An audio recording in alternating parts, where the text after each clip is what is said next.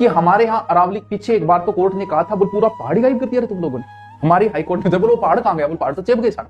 यानी अरावली का क्या चल रहा है, खनन माफिया जो है अरावली को सल्टाने में लगे हुए। कैसे? क्यों? क्योंकि हमें क्या बनाने, मकान बनाने हैं, बजरी चाहिए, जो भी सामान चाहिए वो कहां है। क्यों? क्योंकि अरावली तो जीवन रेखा है राजस्थान की, सारी चीजें इसमें आती है। अब वो जो खनन चल रहा है, अवैध खनन कैसे होता है पता है? अवैध खनन ऐसे होता है जैसे मान लो कि इतना भाग किसी को दिया गया, जानो करोड़ों के अंदर चलता है कि ये लो जी, अधिकारी कहेगा ये लो। अब अधिकारी है, करोड़ों रुपए का टर्नओवर होता है इसका खनन का, एक एक व्यक्ति लेता है बोली छुटने के बाद। और मान लो कि इतने से इधर भी खुदाई शुरू कर दी, काम तो अधिकारी का बोलते इतना ही खुदाई। अब क्या कह दिया कि 100 मीटर से नीचे तो अरावली में है ही नहीं, तो फिर करो भाई, जाने दो उनको। क्यों 100 मीटर से नीचे उनका रखना है, जहां ऊंची है उनको रखना है, बाकी तो अरावली में है ही नहीं, तो उसका अवैध खनन शुरू हो जाएगा। अगर अवैध, अब एक बात बताओ भाई, यहां तो इतना भ्रष्टाचार है, बात तो सुप्रीम कोर्ट ने 100 मीटर की कही होगी, 200 मीटर तक भी लोग 90 मीटर ही दिखा देंगे, 200 मीटर वाले भी नहीं बचने वाले हैं। तो क्यों?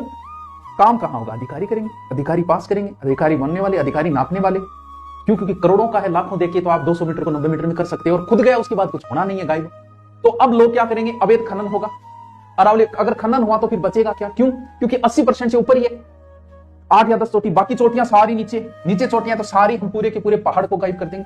पहाड़ उठाने वाले या तो हनुमान जी महाराज थे या खनन माफिया करते हैं, पूरा का पूरा पहाड़ी हम गायब कर देंगे। तो फिर क्या होगा? अब देखो क्या होगा नुकसान। अगर अरावली में यह फैसला हुआ तो नुकसान क्या होगा?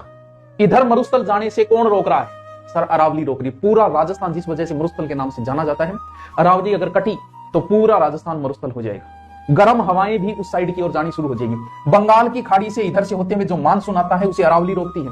पूर्वी राजस्थान पूरा हरा भरा है, पश्चिमी राजस्थान पूरा मरुस्थल है। अगर अरावली नहीं रही तो भाई पूर्वी राजस्थान वालों, भरतपुर, अलवर, धौलपुर, कोटा, बंदी, सवाई माधोपुर, प्रतापगढ़, सुन लो, तुम्हारे वहां भी वही सूखा पड़ेगा जो पूरे राजस्थान में पड़ता है। क्यों? क्योंकि आपको अरावली ही वर्षा दे रही है, अरावली से टकरा के ही आपको वर्षा हो रही है। ये जो नदियां निकलती है राजस्थान की 80% नदियां अरावली से निकल रही है, वो नदियां ही नहीं रहेगी, नदियों का मार्ग बदल जाएगा, नदियां रहेगी नहीं, जलवायु परिवर्तन हो जाएगा।